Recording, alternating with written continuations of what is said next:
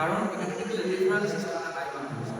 যে প্রথমে যাবে বিবিএস ডক্টরের কাছে, সে তার সাধ্যমতো চেষ্টা করবে ট্রিটমেন্ট দেওয়ার জন্য, তারপরে সে রেফারটা যদি তার সাধ্যের বাইরে চলে যায়, সে একজন কনসালটেন্টের কাছে সে রেফার করে।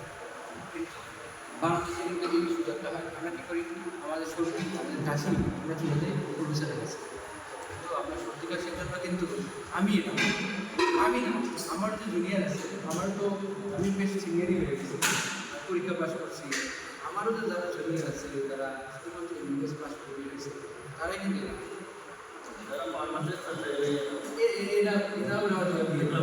এরাও দিয়ে ঠিক আছে।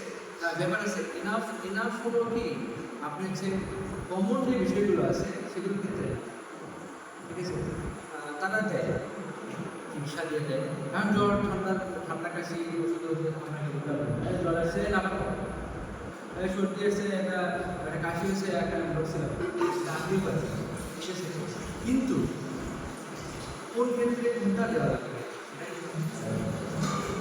মনে করেন যে